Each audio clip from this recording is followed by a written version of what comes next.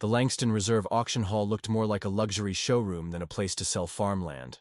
Fancy suits filled the rows, sipping coffee while big screens showed colorful maps of Richland Hollow. This wasn't for local farmers. It was for big money. At the front stood Chester Langston, confident and smooth, his custom suit, his perfect haircut. He looked like someone who never touched dirt in his life. "Today," Chester announced, "we're offering 320 acres of beautiful land, Richland Hollow, ready to build on. Great water access, near the new highway, a smart buy." People smiled. Some lifted bidding cards without blinking. The first offer, $3 million. Then the double doors opened with a slow creak. Everyone looked. Elijah Brooks stepped inside. He didn't speak, didn't rush. He wore faded overalls, old boots still dusty from the farm. In one hand, he held a worn leather notebook. His presence made the room go quiet. Chester saw him too, and his smile dropped for just a second. Elijah didn't sit. He stayed at the back.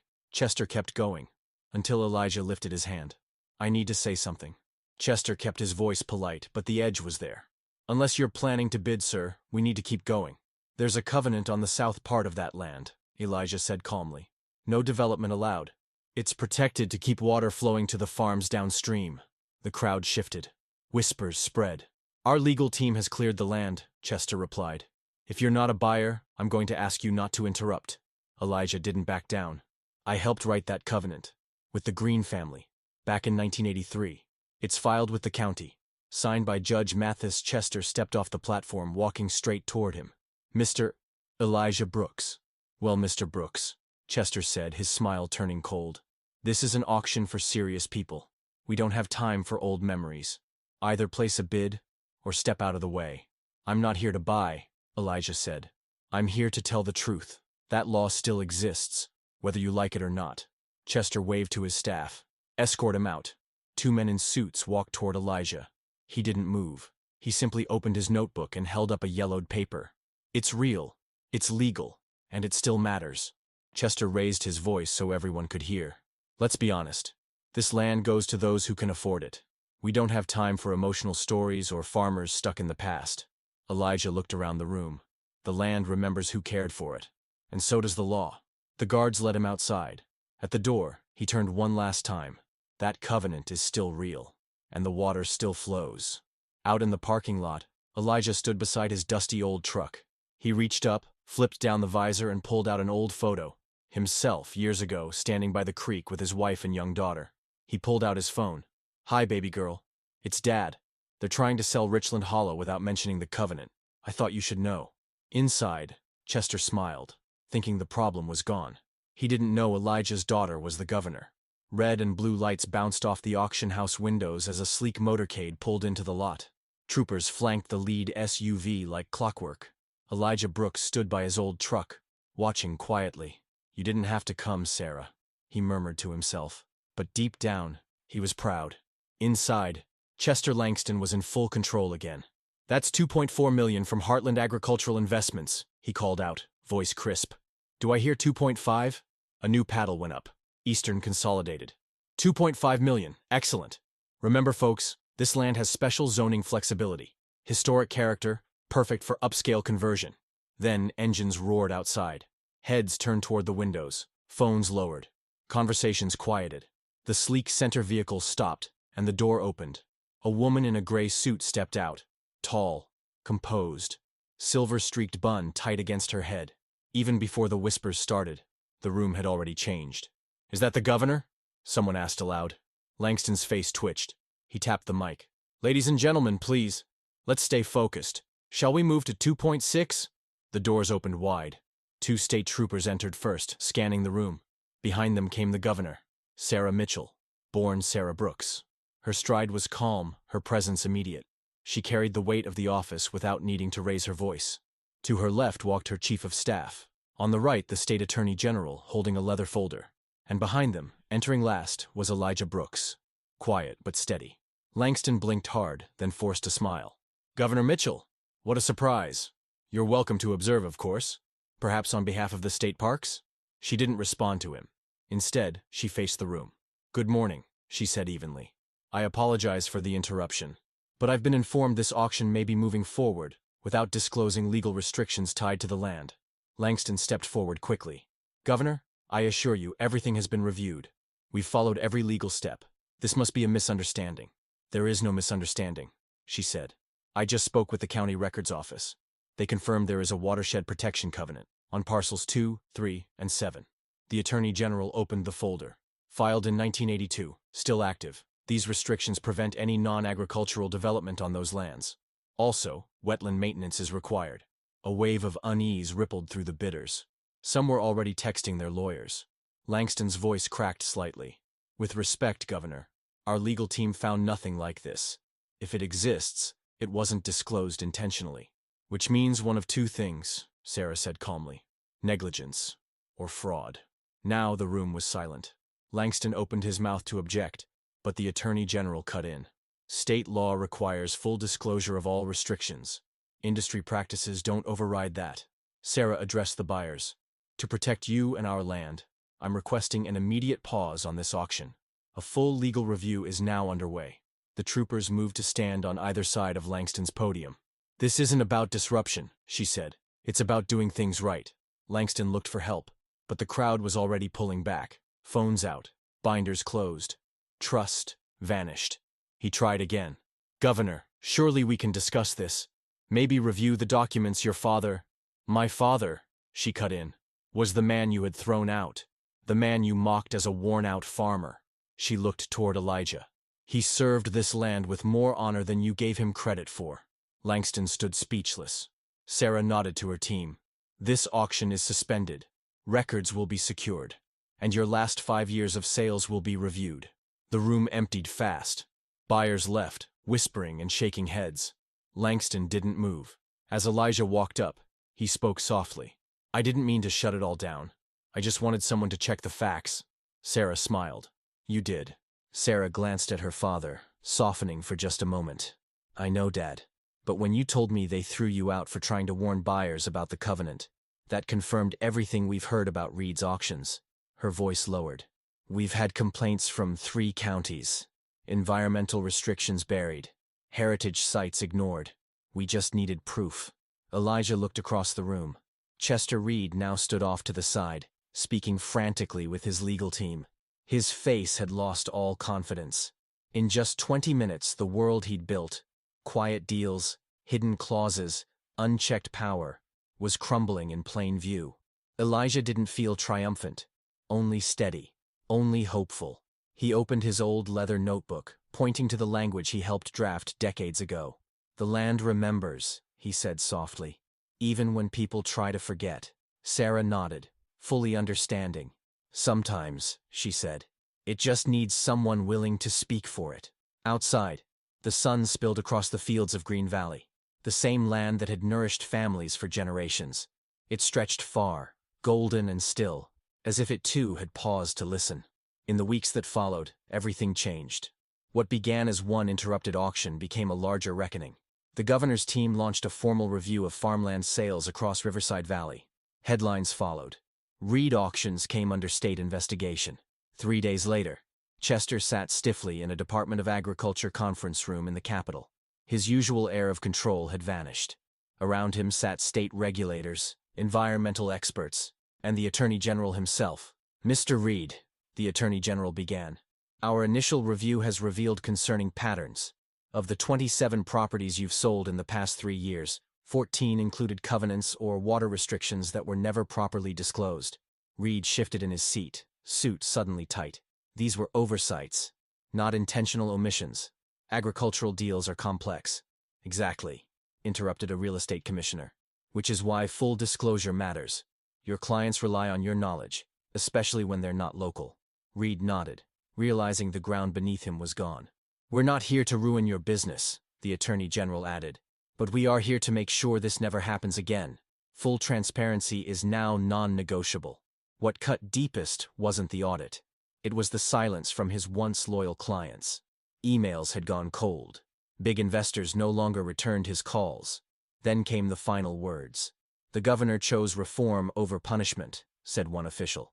She believes your experience might help the state, if you're willing to change. That thought followed Reed all the way home. For the first time in years, He didn't look at land as numbers or acreage. He looked at it like Elijah did. Living. Shared. Worth more than money. The next morning, Reed arrived at his office early. His inbox was full, mostly cancellations. Then his assistant knocked. "Mr. Brooks is here." Reed blinked. "Elijah?" He entered with quiet grace, the same notebook in hand.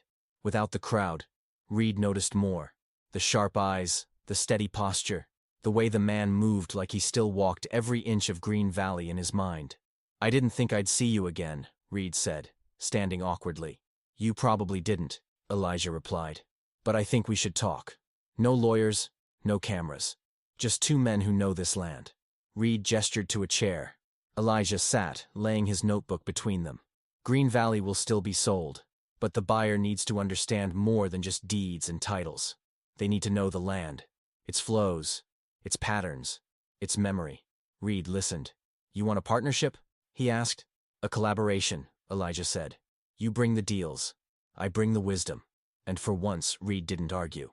Elijah nodded, voice steady. "Sarah understands the bigger picture. This isn't about punishing anyone. It's about making sure progress doesn't destroy the land in the process."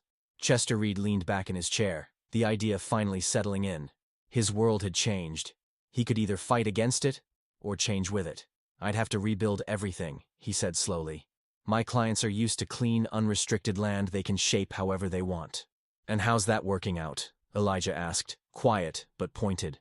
"That subdivision Henderson Corp built on Westridge? It flooded, twice. They ignored the seasonal creeks. And the luxury homes on Marshall's old land?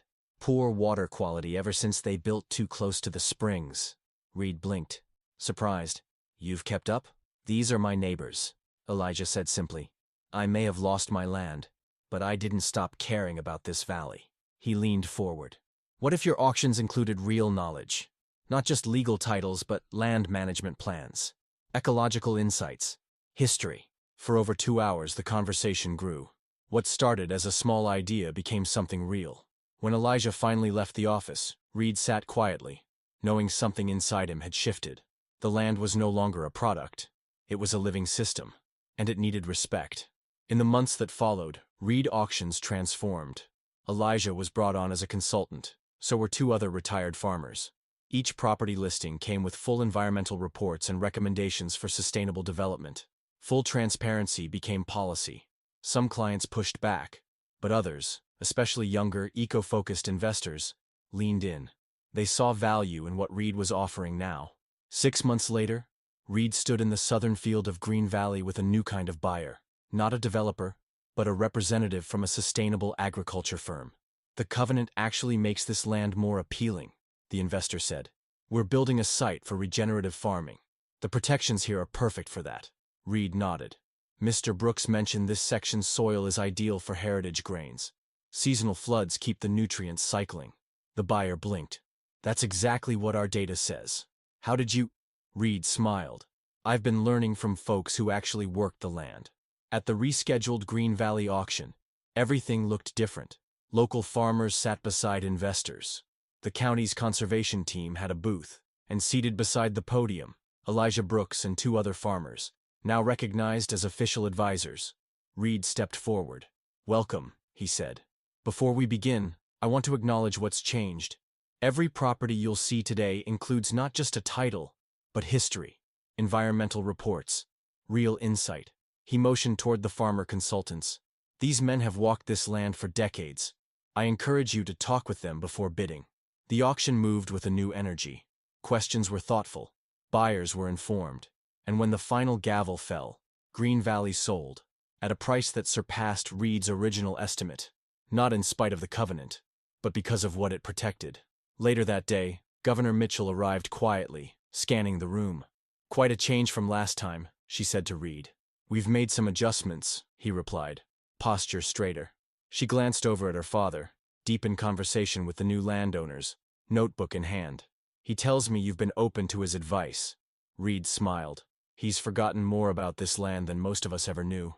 I was wrong to ignore that." The governor nodded. "I came to shut down a harmful business. But I see now, you might have built one that saves others." Just then, a young farmer approached. "Mr. Reed?" he asked shyly. Would your new model work for a small farm like mine? Months ago, Reed might have said no. But now, I think it would, he said with a smile. Let's walk your land next week. Bring your records. I'll bring Mr. Brooks. As the crowd thinned, Reed looked across the room. Elijah gave him a simple nod. And somehow, it meant more than every handshake, every contract, every deal that had ever defined his success. They stood together on land that had almost vanished into another nameless development. But instead, it had become something rare. A working farm, a learning space, a community anchor. Governor Sarah Mitchell, now in her second term and known across the country for her rural policy reforms, stepped onto the wide front porch of the restored barn. At 57, her silver hair had deepened, but so had her presence. She still carried the same strength that had once silenced an auction with a few calm words. "Welcome," she began, her voice carrying over the crowd. "This land was once the center of a fight, about how we treat our past and who we listen to when shaping the future." In the front row sat Elijah Brooks, now 81, his leather notebook resting in his lap like always. Next to him, a little out of place but no longer uncomfortable, sat Chester Reed, his journey from stubborn auctioneer to reformer now part of local legend. "Today," Sarah continued, "Green Valley isn't just a property, it's a promise. That traditional knowledge has a place alongside new ideas, that the most important thing about land isn't its sale price, but its story." Applause followed. Reed and Elijah exchanged a look, years of tension now replaced by quiet respect. After Reed changed his auction practices, others had laughed, until buyers started asking for the same level of care. What began as one man's reluctant change had become a statewide movement. "This center," Sarah said, "isn't just a place to protect land, it's a place to protect understanding." The Green Valley Agricultural Heritage Center had become more than anyone imagined. Students came on field trips. Farmers traveled to learn new methods. Even the corporations once focused solely on profit had begun sending representatives to study water conservation and climate-adaptive crops. Later that day, near the pond that once appeared in an old family photo, Elijah stood with Sarah. "Your mother would have loved this," he said, voice soft as he watched the tall grass sway near the water's edge. "She always said you were stubborn enough for both of you." Sarah smiled, slipping her arm through his. "Wasn't stubborn," Elijah replied. "Just believed the land deserved more than shortcuts." "Well, that belief reshaped the state," she said. "The Wilson-Reed protocol's now being used in 3 other states. The policy that had started with a confrontation in a dusty auction house was now standard. Full environmental reviews, documentation of local knowledge, and legal transparency on every farm sold." Nearby, Reed spoke with young farmers about new parcels. At 63, he had become a mentor, sharing what he once ignored. "The key," he told them, "is knowing land isn't just space.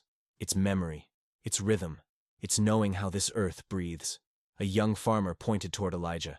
"He helped us map water patterns my granddad talked about." Reed nodded. "That kind of knowledge? It's gold, and now buyers see it too." By sunset, the community gathered for a group photo in front of the barn. Elijah, Reed, Sarah, the farmers, the researchers. A circle that once was broken, now whole.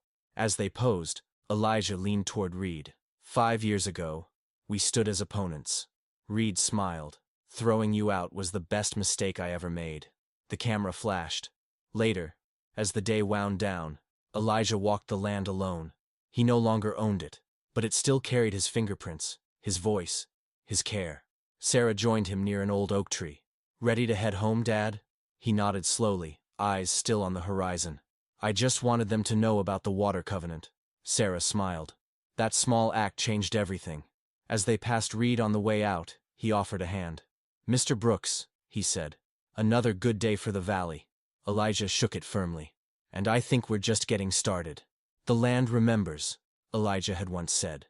Now, Sarah stood beside the pond, repeating her father's words softly as she looked out at the fields he fought for. "And because of you," she whispered, "so will the generations that follow." Behind them, the Agricultural Heritage Center stood tall, not in anyone's name, but in honor of the principle that guided Elijah Brooks all his life. Land isn't just owned, it's cared for. A sign at the entrance carried words lifted straight from his old notebook. "The land remembers how it's been treated. Our job is to make sure it remembers wisdom, not waste. Stewardship, not short-term gain." Legacy, not quarterly profit. Once dismissed as the sentimental scribbles of an old black farmer with nothing in his pockets, those words now guided policy, practice, and pride across the state. And it had all started with a moment of injustice and the courage to respond with something greater than anger: purpose. 15 years later, in Washington, D.C., the National Rural Heritage Conference buzzed with energy. The keynote room overflowed. On the screen, the photo of two men standing shoulder to shoulder, Elijah Brooks and Chester Reed. 15 years ago, began Dr. Eliza Chen, director of the Rural Sustainability Institute. An elderly man was removed from an auction house for trying to warn buyers about a water covenant. That moment reshaped how America thinks about land. In the front row sat Sarah Mitchell, now 67 and recently retired from her role as U.S. Secretary of Agriculture. Beside her sat Chester Reed, older but still leading rural land reform. Elijah, having passed 3 years prior at the age of 93, was no longer physically present. But this entire gathering carried his name and spirit. The Wilson Reed model, Dr. Chen continued, has been adopted by 28 states. It integrates environmental review, traditional knowledge, and ethical land transfers. And its results are undeniable. Less litigation, healthier soil, stronger communities. Reed led a session on real estate reform. The same man who once bragged about clean, unrestricted land now championed ecological transparency and local wisdom as essential components of every deal. The land has value beyond what the numbers show, he told his audience. Value in its history, in its rhythms, in the people who understand it. His message inspired a new generation. Land stewardship advisors, young professionals trained to bridge real estate, agriculture, and conservation. Many had joined because of the story of Elijah Brooks. In another room, Sarah shared insights on merging heritage with economic growth. It's not just about protecting land, she said. It's about recognizing that generational knowledge is intellectual capital. It deserves compensation, credit, and a role in shaping the future. Now, farmers were earning not just from crops, but from decades of documentation, turning their records into valuable data used in planning, preservation, and smart development. At lunch, Sarah met with fellows from the Elijah Brooks Fellowship, which trained young farmers in both traditional methods and sustainable practices. "My grandfather almost lost his land," said one young woman. "But after the Wilson Reed assessment, we realized it was perfect for rare soil crops. Now we farm, because your father spoke up." Later, at the National Agricultural Knowledge Repository, visitors walked past exhibits showing thriving farms, restored rivers, and a life-sized statue of Elijah, perched on a fence, notebook in hand, observing the land he loved. Reed paused at the base of the statue. "He never asked for any of this," Sarah said beside him. Reed nodded. "He just wanted the land to be respected." And it was. That night, Reed received the inaugural Elijah Brooks Stewardship Award. As he held the small bronze replica of that notebook, his voice cracked. "All I did was finally listen when a farmer tried to tell me what mattered." Later, Sarah gave him that very notebook, Elijah's original. Inside, on the first page, a quiet inscription: "The measure of our lives isn't what we build, but what we protect for those who follow." The final photo of the conference showed farmers, policymakers, and industry leaders beneath a banner that read, "The Land Remembers, honoring the Wilson Reed legacy." Not nostalgia, but necessary memory. It had started with an old man being shown the door, and ended with a nation opening its eyes. As Maxwell Reed prepared to return to Riverside Valley the next morning, he held Elijah Brooks' weathered notebook one last time. The leather was soft now, worn smooth by decades of use. Inside were more than soil notes. There were truths, lessons, a philosophy that had changed the course of his life, and the lives of countless others. "The land remembers," Reed whispered, his voice low. "And because of you, Elijah, so do we." He placed the notebook on his desk, no longer a ledger of disruption, but a compass. 25 years later, the southeastern corner of Green Valley, once at the heart of a bitter auction dispute, had become a protected nature preserve. Around it, thriving sustainable farms stretched into the valley. That same land, once nearly erased for profit, now stood as living proof that restoration and productivity could walk hand in hand. At the center of the newly dedicated Elijah Brooks Memorial Park, people gathered beneath the amber light of autumn. On stage sat a frail but sharp-eyed Maxwell Reed and a graceful silver-haired Sarah Mitchell. Time had changed them, but not their clarity of purpose. Approaching the podium was Michael Wilson, Elijah's grandson, and now the U.S. Secretary of Agriculture. At 42, he carried both his grandfather's dignity and his clarity. 25 years ago, Michael began. Two men stood on opposite sides of a fight. What could have ended in division instead became a movement, one that redefined how we treat the land and each other. In the audience sat farmers and investors, conservationists and developers, groups once locked in opposition, now joined by the frameworks born from that confrontation. My grandfather was not a wealthy man, Michael continued, but he understood something priceless, that the land carries knowledge, and if we listen to it, it will teach us how to live. Near the front sat Rebecca Reed, now CEO of Reed Sustainable Land Services. Her company, once known for maximizing development value, had become a national leader in conservation-based land transfers. Behind the podium stood a bronze sculpture, Elijah and Reed seated on opposite ends of a fence, leaning toward each other, caught forever in respectful conversation. When it was Reed's turn to speak, Rebecca helped him stand. "I've lived a long life," he began, "but I count the years since that first confrontation as the most meaningful." He looked out at the landscape Elijah had once defended with nothing but a notebook and a voice. "I thought land was just something to sell." Elijah showed me it's something we hold in trust. As he returned to his seat, Sarah stepped up. Though slower now, her presence remained commanding. "When I drove to that auction 25 years ago," she said, "I was just trying to defend my father. I didn't realize we were about to change rural policy for good." She gestured to the protected hills. "This is what it means to honor both progress and stewardship." Later, in the restored barn, a celebration unfolded. Tables of food, grown from the very farms preserved by the Wilson Reed approach. Maxwell spoke with young farmers whose families had nearly lost their land before the reforms. "My parents were 3 months from foreclosure," one woman said. Then suddenly, their knowledge, how they managed the watershed, was treated as an asset. It saved our farm. Outside, Sarah and Reed sat quietly, watching the sun fall over the land that had shaped their story. "You know," she said, "Dad would have loved this." "He already did," Reed replied. "He saw it the day the rest of us saw only dollars." That night, lanterns lit the hillside as hundreds raised them skyward, each one a point of light in the valley Elijah once fought to protect. And as Reed was helped into his car, he looked back one last time at the sculpture of the farmer and the auctioneer. "The land remembers," he said softly. "And now, so do we."